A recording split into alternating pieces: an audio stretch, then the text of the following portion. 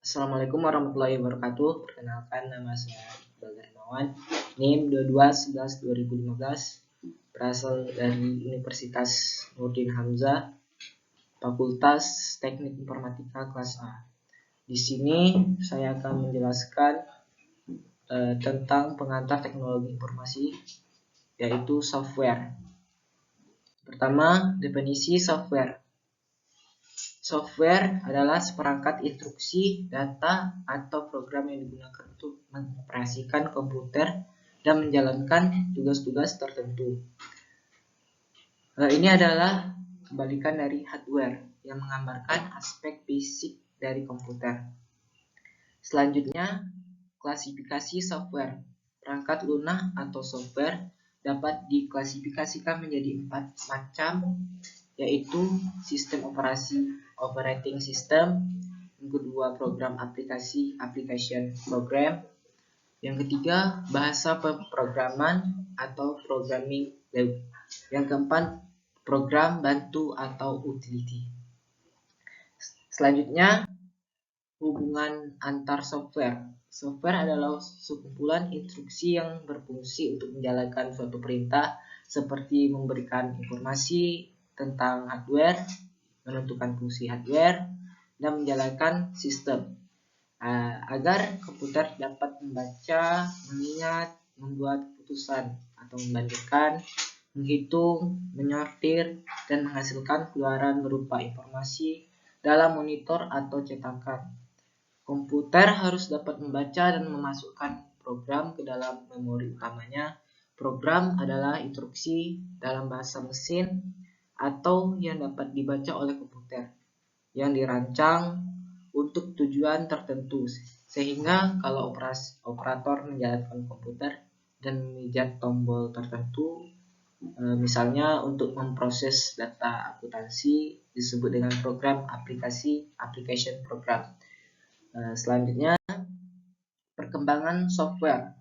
Perkembangan software yang pertama, era pioner. Bentuk perangkat lunak pada awalnya adalah sambungan kabel ke antar bagian dalam komputer.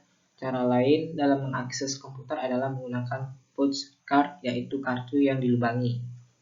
Yang kedua, era stabil. Pada era stabil, perusahaan perangkat lunak bermunculan, dan sebuah perangkat lunak dapat menjalankan beberapa fungsi. Dari sini, perangkat lunak mulai bergeser menjadi sebuah produk.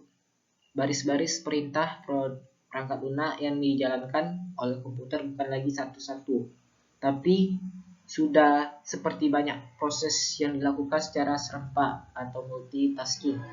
Sebuah perangkat lunak mampu menyelesaikan banyak pengguna atau multi-user secara cepat atau langsung real time. Yang ketiga, era mikro. Era mikro, perangkat lunak dapat dibedakan menjadi perangkat lunak sistem yang bertujuan menangani internal dan perangkat lunak aplikasi yang digunakan secara langsung oleh penggunanya untuk keperluan tertentu. Automatisasi yang ada di dalam perangkat lunak mengarah suatu jenis kecerdasan buatan. Yang keempat, era modern. Saat ini perangkat lunak sudah terdapat di mana-mana, tidak hanya pada komputer, bahkan peralatan seperti telepon, mesin cuci, AC, dan microwave.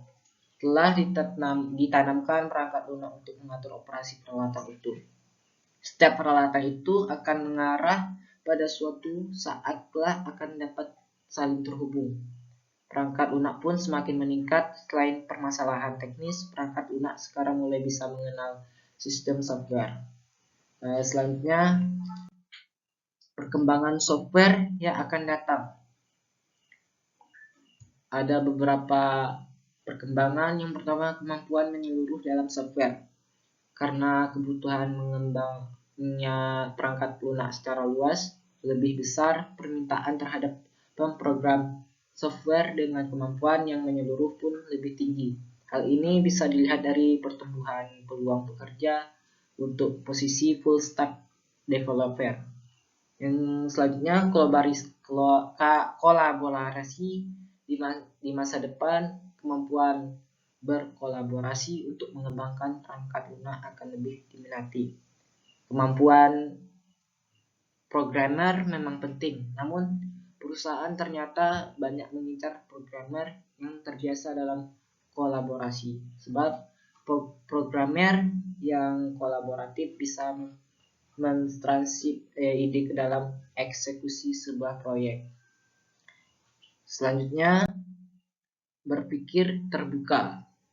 Memiliki pola pikir terbuka untuk mengembangkan software di masa depan juga penting. Dengan fleksibilitas yang kamu miliki, kamu bisa bekerja dengan siapa saja dan di mana saja. Selain itu, ada penelitian yang mengklaim bahwa pada tahun 2020 nanti, pada tahun 2025 nanti 50% tenaga kerja akan mendapat kesempatan untuk bekerja dari jarak jauh. Ini berarti kita harus mampu bekerja dengan baik bersama orang-orang yang mungkin belum pernah yang kita temui dan berasal dari latar belakang yang berbeda.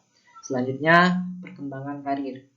Kemajuan karir biasanya bersifat linear, artinya seseorang akan bergerak ke atas di tangga karir tradisional dari peran junior, menengah, dan senior. Misalnya setelah menjadi manajer, seseorang mungkin akan pensiun sebagai eksekutif senior. Namun perkembangan karir di masa depan tak akan sama. Karir kamu dapat bergerak secara horizontal, diagonal, atau vertikal. Selanjutnya, inilah yang dapat saya sampaikan tentang pembahasan software. Lebih kurang, mohon maaf. Wassalamualaikum warahmatullahi wabarakatuh.